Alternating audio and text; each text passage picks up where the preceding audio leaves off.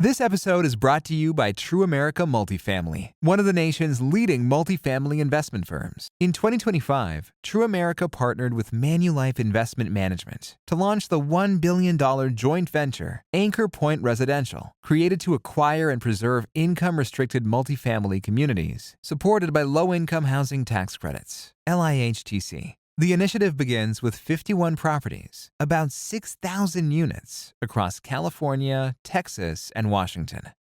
Good afternoon, everyone. Welcome to Building Better Communities. I'm Bob Hart, your host, and today I have the pleasure of having as my guest Adam Miller. Adam is a seasoned veteran of business, philanthropy, and soon to be guerrilla warfare politics here in Los Angeles. And he has a great story. He is a alma mater of my university, UCLA, and a few other places as well. And he grew up in New Jersey and came to California to go to graduate school after finishing his stint at Penn. Shortly after finishing UCLA Law and UCLA Business School, he went into the ed tech business. Am I saying it right, Adam? That's right. And you formed a company called Cornerstone, which I think you formed, well, Cornerstone On Demand, actually, before we even knew what On Demand was, out of your bedroom, which became eventually a global company. 10 years as a private institution when you founded it, and then 10 years you ran it as a public company. And then eventually the company was sold, I believe, for over $5 billion. And in the ensuing years leading up to today, you've turned your attention to civic issues as a nonprofit leader of several organizations, which we'll talk about.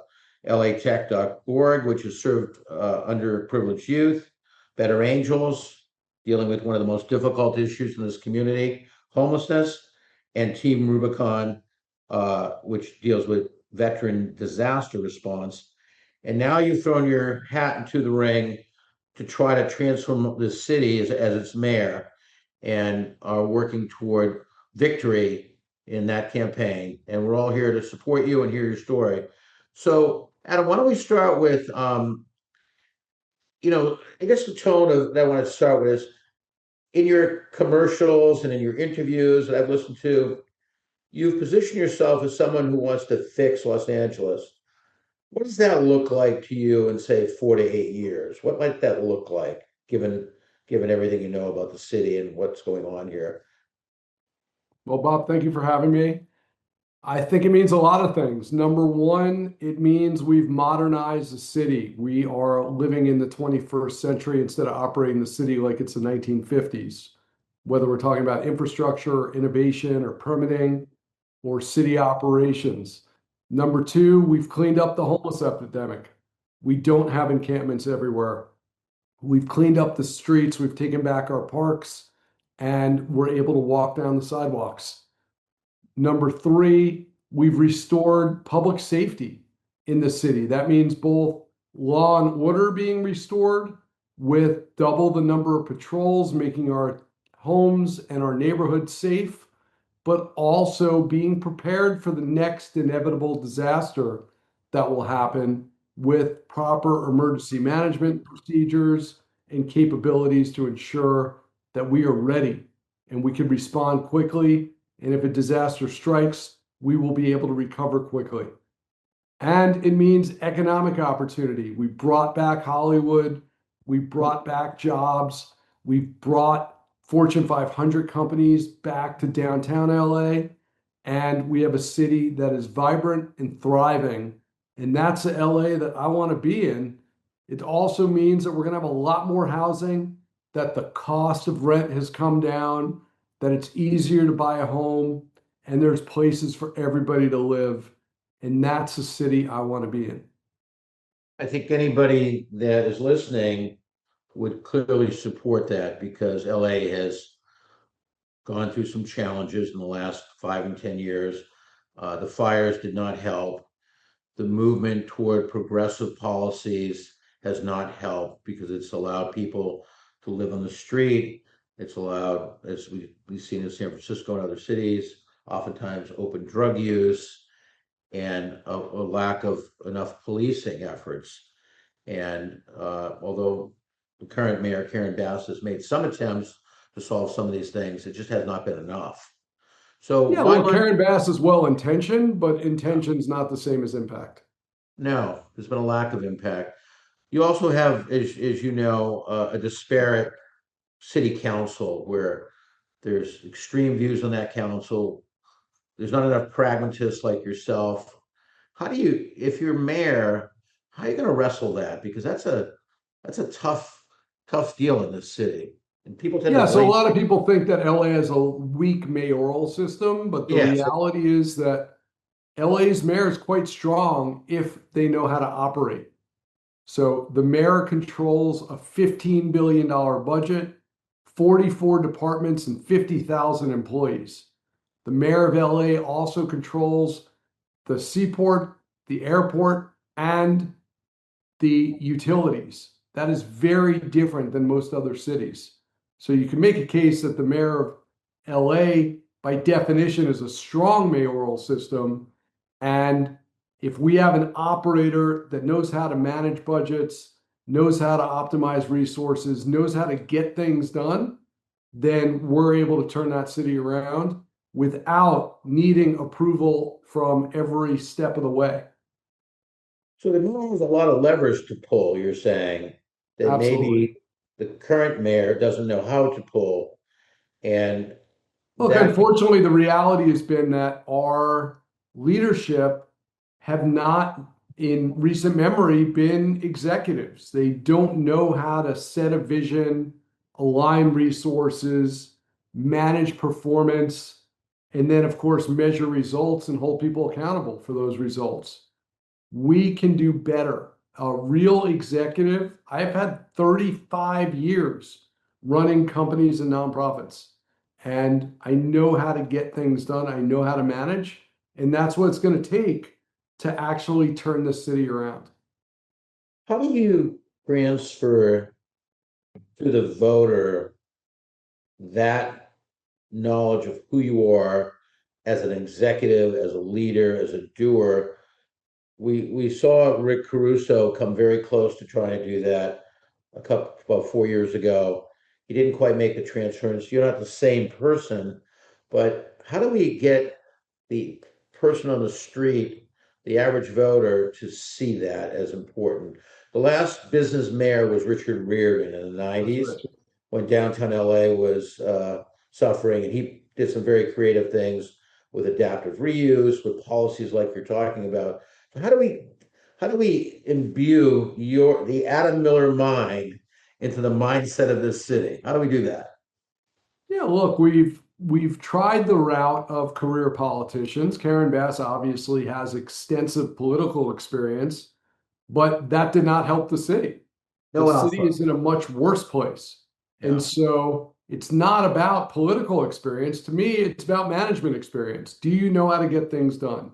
Do you know how to manage at scale and manage big teams? I'm the only candidate that's running that has any real management experience, and I have extensive management experience. So it's a stark comparison with everybody else.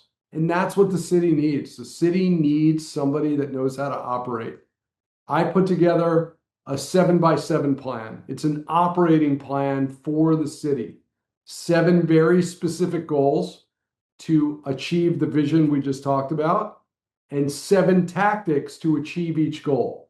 The vast majority of those 49 tactics don't require city council approval, don't require approval from anyone else.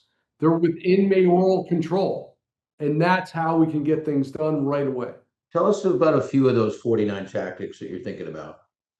Yeah, I'll give you some examples. So we want more housing. We got to build more housing of all types, affordable housing, workforce housing, market rate housing. Supply and demand is the only way to fix the high cost of rent in this city. We need more supply. And so one of the ways to do that, or part of the way to do that, is to make it easier to do business in this city and to get permits in this city. I believe we can reduce permitting time by 80+%. How do we do that? self-certification, leveraging licensed engineers and architects for many projects. There are many types of projects that shouldn't require permits at all. If you're doing a home remodel that's non-structural and just minor modifications, why do you need a permit at all? So the city can Doing charge those them a things fee. reduces the workload of departments like planning and building and safety and enable us to reallocate resources to things that matter. We can use AI to validate permit applications. We can move all permit applications online so that as soon as you fill out the form, within 30 seconds, you know if it was valid. You don't have to wait 3 months to find out that you transposed two numbers on page 16 and now have to resubmit your application and wait another 3 months. It doesn't make any sense. We can do things like that immediately. That's permitting. On homelessness, we should be getting rid of programs like Inside Safe that don't work and reallocating dollars to things that do work, like prevention. My organization, Better Angels, has built the most effective eviction prevention and homelessness prevention program in LA County in just the last few years. Tell We've us kept about that. over 4,400 Angelinos housed who were on the brink of homelessness, who were extremely vulnerable and had already received an eviction notice. And we did it for 98% less than what it costs if those people become unhoused. So there are immediate actions we can take to make this city operate much more effectively. And then we can reallocate some of those dollars to do the things we have to do. We have to fix our streets. We have to fix our sidewalks. We have to clean up the trash. Why don't we have rapid response teams to respond to pothole issues or sidewalk issues or trash piles that are on the corner? We can leverage public-private partnerships to improve a lot of what we're doing in the various neighborhoods. There are so many things we could do almost immediately to turn this city around. And we see a real example of this in San Francisco, where Daniel Lurie is literally transforming San Francisco, which had been in a nosedive as a city, and now is bringing businesses back. The quality of life has gone up tremendously, and people are excited to be there again. And he Yeah. did it in less than a year. We can do the exact same thing in LA.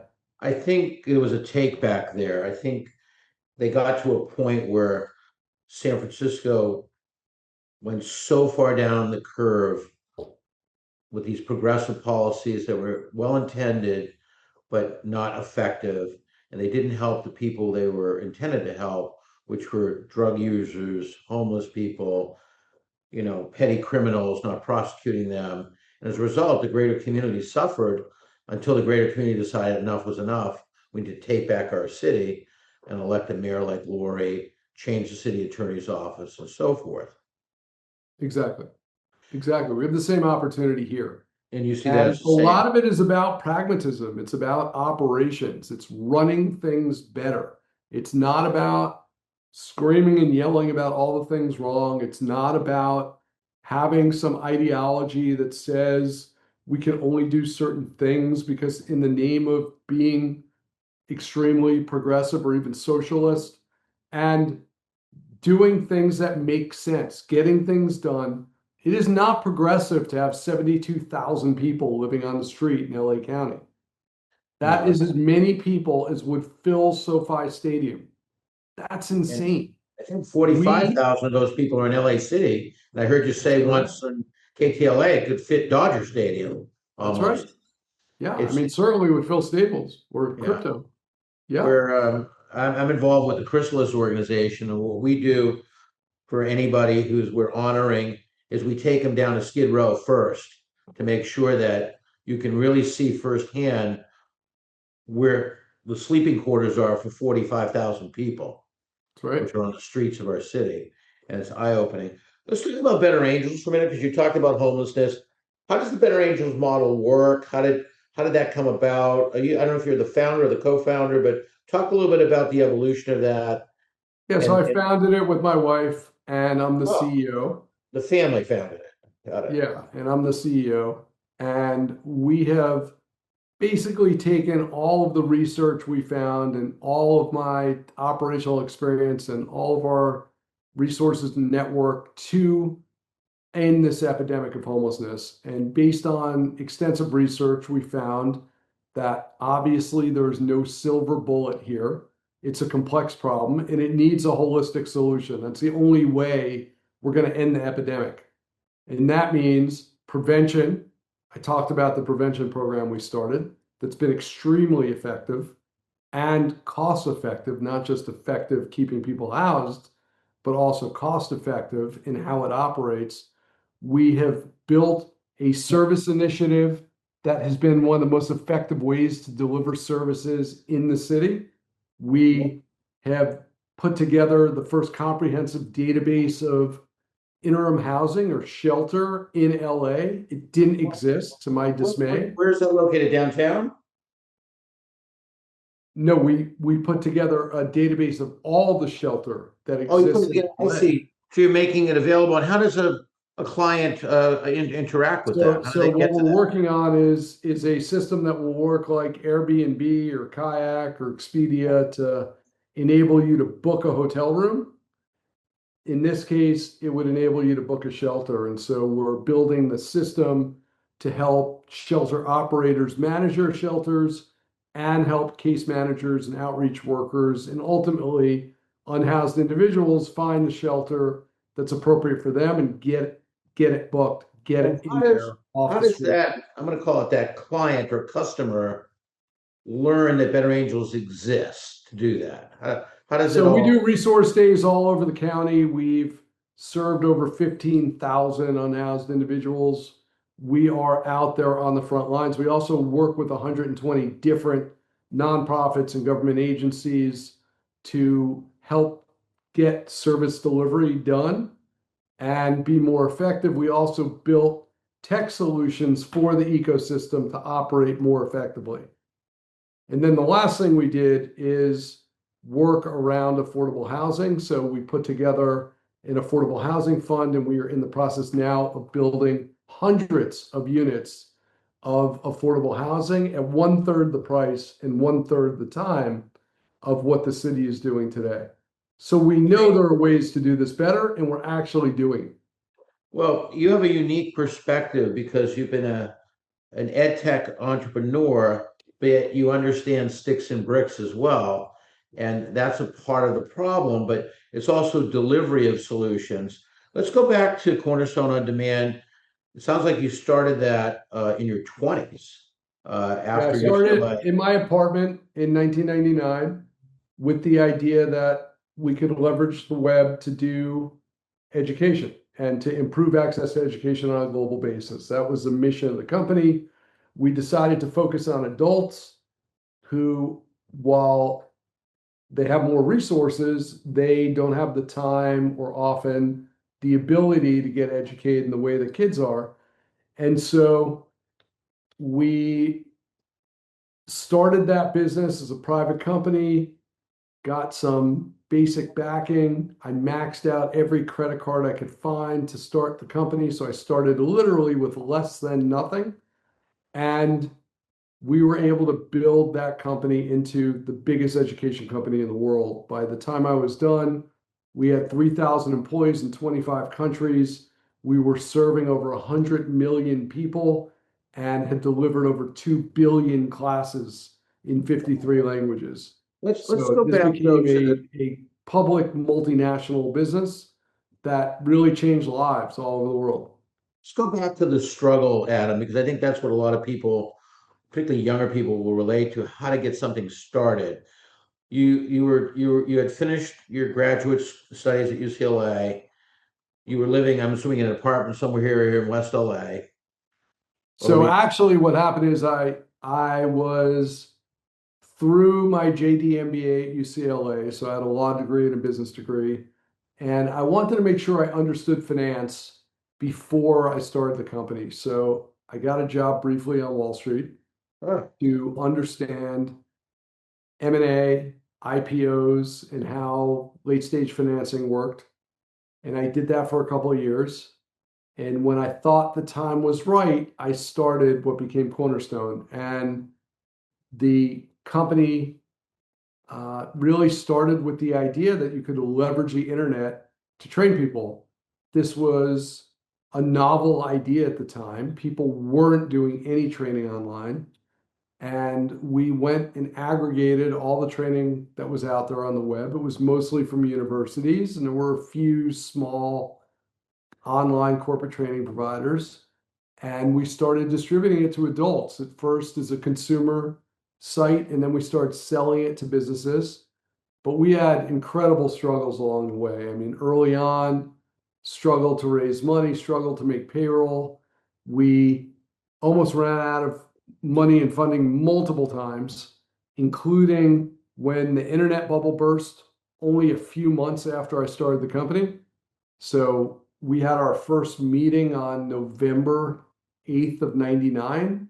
And by the end of March 2000, the internet was proclaimed dead. Yeah, tech And we bubble burst. thought we had no chance of survival. So we pivoted the business to focus more on the B2B side of it. And we were able to start doing work there. We went out to people we knew to try to understand exactly what to build for the businesses, leveraging the training we had aggregated. And we got a lot of ideas on what to do. We built what they were saying, but thought that we would sell it to small businesses. We were a small business. We had, initially 8 and 15 employees, and we thought we could only sell to other small businesses. But in fact, because we were talking to people that were working at big companies, they started to say things like, oh, we could really use this.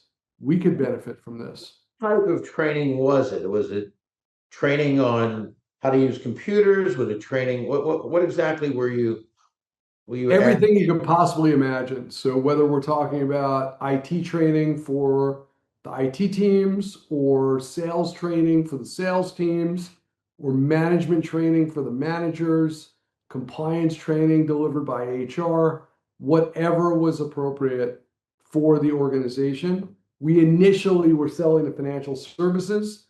One of the first really successful programs we did was with Smith Barney, who became one of our first clients, actually the first client. And they had a program for all their private wealth managers all their brokers essentially, to certify themselves and have a different designation and get maybe higher end clients as part of it. And this enabled those people to make more money, and it made them better at their jobs. So that was the first example of doing something that was really useful to people in the training area. And we just extended that really across the board Yeah. to every industry imaginable and kept building the company. But our initial base of sales opportunities, our initial pipeline as a business, was almost entirely New York based or Northeast financial service firms. And we had built up this amazing pipeline. It took a long time to do. And we were ready to negotiate our first deals, and September 11th hit. And we thought, again, we're not going to be able to make it. Every one of our kind of friends and family investors, and even the rest of my management team at the time, which was basically everybody who was working there, said, oh, you got to cut half the staff. We're never going to be able to survive. It's going to be apocalyptic. We're not going to be able to keep going. And I decided on September 15th, so remember it was September 11th, a couple of days of shock and then a couple of days of discussions. And I decided on September 15th, when I got to the office, that we were going to hire people, not fire people, but hire In the people. midst of all that, In the midst of all of it, because I concluded that either we were going to go out of business because we wouldn't be able to support any of our clients, or we would go out of business because we weren't able to close the deals and ran out of money. And I thought, I'm going to go down fighting. And so we're going to hire people and try to close these deals. We ended up closing 4 of the 5 deals that we were working on. and we were off to the races. And we ended up building an amazing business. Immediately after that, we diversified into manufacturing and then other industries. And ultimately, we were serving companies all over the world, but not just companies, nonprofits, trade associations, governments, universities, K-12 schools, every group of people you can imagine. Because at the end of the day, everybody needs to onboard their people, they need to train and develop people, and they need to manage the rest of the company. And that's what we do. The pattern I see in your legacy thus far is you've mastered how to harness and aggregate knowledge and resources and get those into the hands of people who need them, whether it's homeless people or staff of a large company, so that you're not fishing for them, you're teaching them how to fish per se. Yeah, probably the best example of that's what I did with latech.org. So when George Floyd was killed, I started an organization. I had an organization called latech.org and started an initiative we called the 1,000 Interns Initiative.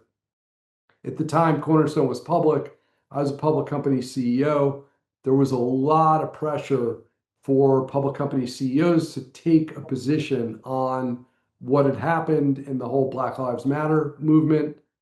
And everybody was saying the same thing. Every public company CEO was basically saying the exact same thing. And I called people I knew and said, who were CEOs at other companies. And I said, look, we have an opportunity here to actually take action and do something meaningful. So if you want to just talk, that's fine. But if you want to do something useful, let's do it. And I started what I called the 1,000 Interns Initiative. And the idea was to provide internships for underserved young adults in South and East LA who had no access at all to the tech industry and get them internships and apprenticeships at tech companies. People thought I was crazy because nobody was doing anything like this and there was no structure for this. And obviously, these people hadn't been qualified for these jobs. Yeah. So people thought, why don't you try to do 10 or 20 of these internships? Why are you saying 1,000? That doesn't make any sense. Yeah, And I said, look, if we're going to do something transformational, we got to aim high and we got to build something sustainable. And today we have delivered over 2,000 internships and apprenticeships. And this year alone, we will do another 500. It's How been do an you incredible program. how did you identify and reach the most qualified and people interested in that? How did you gather that, get inside the school system? How did you do that? This is a hard problem, right? Because it's a two-sided marketplace and you got to build both sides of the marketplace. You have to get the corporations willing to do it and you have to get the applicants. You got to find the students or the young adults that are willing to do it. This program is targeted at 18 to 24-year-olds. We work with a number of nonprofits. We work with the community college district in LA. We work with a number of programs, including programs for transition age youth, programs for justice involved students, right? People who come out of the prison system or the juvenile detention system and help them not just get their resume and learn how to interview, but how to act in an office, Yeah, how to behave, how to show how up to for be work, how to part of show the up on program. time. And And did you it's do that been with very effective. volunteers, Adam? Did you have a staff for that, or how did you do that? Yeah, so now we have a full team. We have a very effective team that's been doing it for years. We have a lot of volunteers from the corporations that we work with. We have an incredible board of tech CEOs, and we keep expanding what we're doing. Is the preliminary training done at the corporate site as part of the internship, or do you have a receiving center where people come to and learn these skills and then go out? So we do both, but most of it's done online. On the training side, most of the training is done online. So you've managed to do a lot of great things without necessarily having to shall we say, build sticks and bricks. You've done it in a very efficient way. Yes, it's a very efficient program. Works very well. And do you think some of that same conceptual knowledge and experience you built can help transform LA in different ways? Absolutely. All of these programs that I've done as a private citizen. I mean, imagine if I was the mayor, how much more I could get accomplished, how much better the city would be. That workforce development program I just described could be applied across multiple industries, could be I see scaled that. way up. The housing initiative can be scaled way up. The prevention program could be scaled way up to really affect this homelessness epidemic and get things under control. I think we could reduce street homelessness by over 60%. I think That we would could be almost amazing. immediately clear 80% of the encampments. I think there are lots of opportunities to clean up our city and get it working again. I think there are immediate opportunities to double the patrols in the city, right? Bring on more officers, reallocate some of our resources, and double the patrols. I I've think heard there's that. opportunities to leverage technology for public safety, whether we're talking about police or fire or emergency management. There's tremendous opportunities across the board. And I've it talked. takes somebody that Mhm. knows how to operate and has vision to get things done. In talking about the policing issue, I've talked to our local, district attorney. I've talked to others who are involved with the police department. I think some of the biggest challenges today are finding people that want to enter the police force. There has been a taint on and a difficulty. It started with the George Floyd period of how we treat and value our police. Yeah, the way I think about it is nobody wants to work for a boss that hates them. Yeah, that's good. Yeah. And that's kind of what's happening now. How do we So put that I credibility? would be, well, I'd be a boss that wants them there.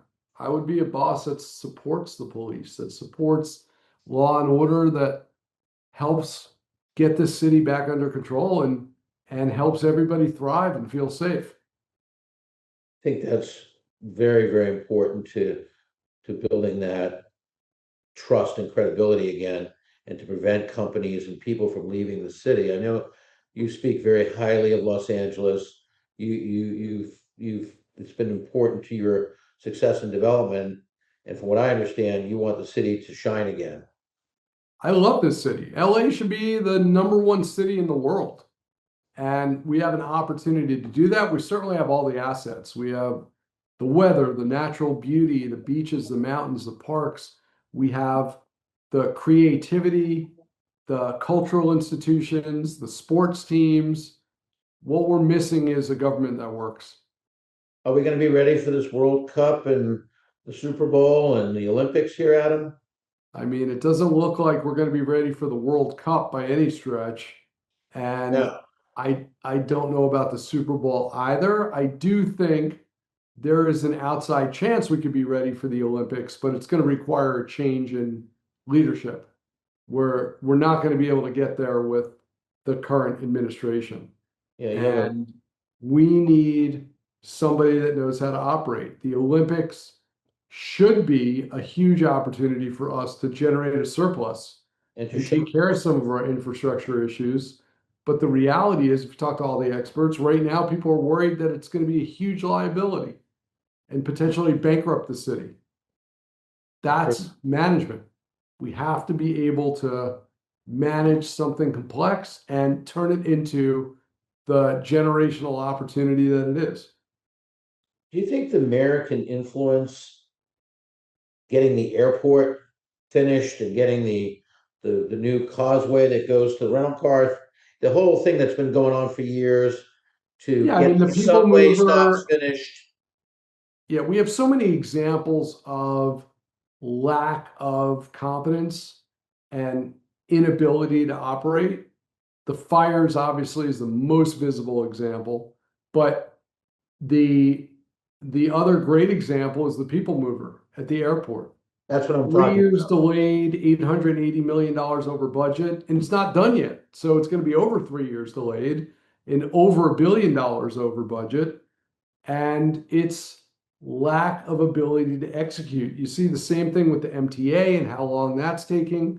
You see the same thing in our infrastructure across the board, right? People are being told that their broken street light's going to take, I just heard somebody say 272 days to fix a street light in front of their house. You're going to call back. That's crazy. It might take 100 days to get a call back. Exactly. Exactly. So unfortunately, this has become the norm, Yeah. but it doesn't need to be that way. This is not as good as it gets.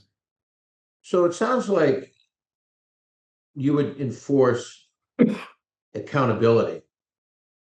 Yeah, I think we need transparency and accountability. And as a public company CEO, obviously you have to do that when you're running a public company. You have to be transparent, you have to be compliant, and you have to operate with efficiency, and you have to hold people accountable. And one of the best ways to drive productivity is transparency. It's getting people to understand what their peers are doing and what's expected of them.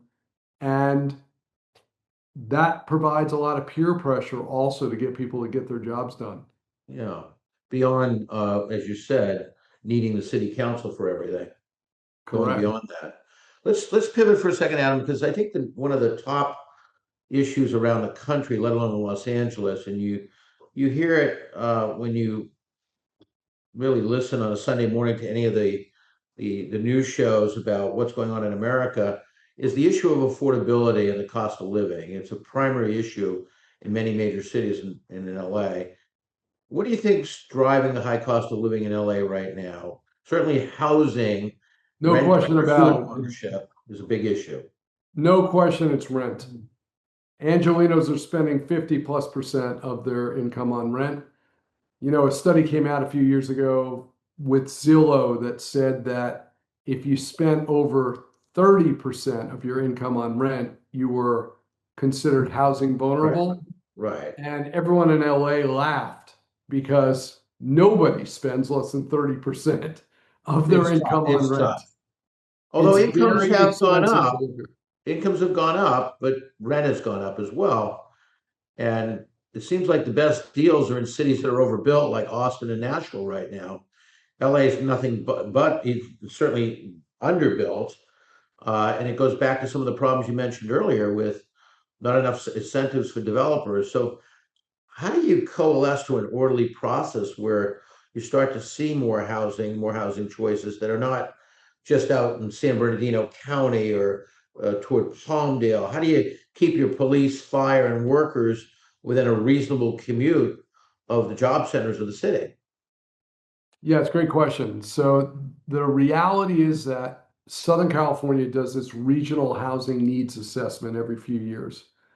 And LA is now 90% below the target. So we're only at 10% of our target annual number. And housing starts are down 30% since 2019, the lowest level in a decade. We are moving in the wrong direction, despite the fact that we clearly have a housing crisis in front of us. And we have an affordability issue. I just had lunch with a real estate developer who said that he builds real estate all over the country, and LA is unique because he has unlimited pricing power in LA. Can charge whatever he wants for rent. Every other city, he's constrained because of supply and demand constrains what is happening. But LA's supply is so far below demand that essentially you have unlimited pricing power as a landlord. And that's a huge problem. We do not have the ability to enable such high prices across the board. So what do we do about it? We have to make it easier to build.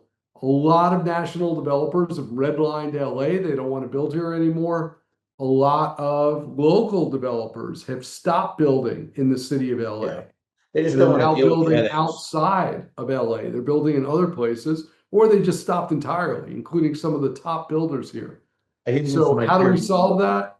Number one, we got to streamline permitting and entitlements. Number two, We got to make inspections much more predictable. Predictability is a huge deal for big companies, and our very, very slow permitting process combined with our totally unpredictable inspection process makes it virtually impossible to predict when your project's going to be done and when you're going to be able to rent up your new units, which means it's impossible to predict your internal rate of return. So you can't finance a project. That is a huge issue. We also have the ability to have dedicated teams, right? The mayor controls these departments. I would have a dedicated team at DWP and at planning and at buildings and safety just for net new residential projects. I would ensure that we're doing parallel reviews of outstanding applications, inspections, and permits instead of in sequence to speed it up. We talked about the permitting changes. There's also opportunities to provide incentives for projects that are 100% affordable, whether we're talking about, traditional affordable housing or workforce housing. There are ways to defer things like impact fees. And we can promote emerging developers, so younger developers, newer developers, smaller developers, by providing things like secondary guarantees, which enable them to access construction financing that they can't get today. And we can leverage the incredible amount of land that is owned by LA and LAUSD Oh, it's to provide huge. incentives and do more. So tremendous opportunity to streamline the process. And I would say maybe at the highest level, and maybe one of the most important things we can do is stop treating real estate developers like the enemy and start treating them like partners. Adam, it's refreshing to hear this because as a landlord myself, less so a developer, more of a landlord, the American landlord, and particularly in California, has become a pariah instead of a hero. And even though you're trying to do something that we think is good for people in workforce housing, you don't feel it because you don't feel that coming back the other way. But let's talk about a third real issue here in LA and kind of why the city has become a sort of a place for wealthy and somewhat the poor, because it seems like in the better neighborhoods of Los Angeles, we need some zoning reform because of the famous acronym NIMBYism. No one wants mid and high rise buildings blocking their views or their corridors, and that's an issue because you have a lot of big roads here that have low rise housing that's from the 1950s. Drive down Washington Boulevard, Sherman Way in the Valley, any number of them, and you see these structures that shouldn't be there anymore, where you could have density and you could provide a lot of one bedroom units, 4 to 7 stories high. How do we get through that? Zoning reform is what I'm saying. Yeah, I think SB 79 has created a huge outrage in outcry in LA, and I think deservedly so because SB 79 basically says you can put these 8-story buildings almost anywhere in LA as long as it's near a transit center. And Yeah. that often means in the middle of residential neighborhoods that are single family neighborhoods. So nobody wants to find out that the house that they live in is going to be next door to an 8-story building. Yeah. That's not what they signed up for. They're in a almost suburban neighborhood, and that's what they're paying for, and they don't want that happening. We need to have some control over our neighborhoods and how we're deploying housing. And SB 79 to me is our punishment for not building sufficient housing, right? The state basically said, look, LA, if you're not going to do it, we're going to force you to do it. We're going to force you to build housing because this has to happen. We can do better, and the way we can do better is have an actual housing plan that allows us to effectively do that. And the way you do it is you don't allow big buildings in the middle of a single story, Right. single family home neighborhood, but you can do it around the perimeter. A lot of streets, whether There's a lot of neighborhoods in LA where you have a beautiful interior, but the perimeter has dilapidated one-story retail, but it's not Exactly. usable retail. These are, 10 mattress stores in a row or things that Drive are down, totally useless. I feel like we're going down Pico Boulevard in my convertible or something, Exactly, or exactly. Olympic. I used to live right near there, and uh, the neighborhood in the interior is beautiful, but the exterior is terrible. And we could easily transform that to streets that look like Amsterdam, which everybody loves, right? They're That's a great, brand new single story retail with 4 stories of residential apartments or condos above it. And that would dramatically improve housing in those areas, would be perfect workforce housing for nurses and teachers and firefighters, and would allow us to upgrade all the retail that's there. So instead of a mattress store, we can have boutiques and cafes and restaurants, places that people want to walk to, places that people want to attend. yeah, that makes perfect sense. Let's talk about kind of a scourge in our city here, and that's been the deterioration of downtown LA, despite all the cultural institutions being there, despite all the housing has been built there. We have vacant office buildings, and downtown has been in a bit of a decline now. It's reverted back. Uh, what's your vision for downtown? How do we get revitalization going? So from a business perspective, we have to get rid of the gross receipts tax. That's one of the reasons we don't have big companies in downtown Gross LA, receipts even though tax. we're the second biggest city in the country. Number two, we got to bring city employees back to City Hall. Almost everybody is working from home at this point, and we need a city that's functioning, and we need a downtown that's vibrant. We have to bring those back. Otherwise, all the small businesses are going to continue to starve and become vacant lots. Number three, we have to clean up the homeless issue. There's now 8,000 people that live on the street downtown. Skid Row is now basically all of downtown. And Skid Row should not be a thing. I don't know who thought it was a good idea to begin with. It shouldn't be a thing. We let it spread, and we have to get Well, back to control. And lastly, we have to have more patrols. We have to add foot patrols back to ensure safety downtown. And if we do all those things, plus make it easier for small businesses to operate, we're going to have a thriving downtown. Adam, you have a tremendous vision and tremendous energy, and I think the city really deserves someone of your ilk to become mayor. You're going to have to cross the Rubicon from convincing the voters that a businessman is more than capable of doing this job, and you certainly have the right ideas. And I really hope that you do well in this campaign and you can implement half of what we just talked about would be great. Well, that is the Thank you. plan. Thank As you the next for mayor, I will fix LA. Adam for mayor. I love it. All right, so we now know what you're going to do with the next 8 to 10 years of your life, Adam. All right. Thank you, Bob.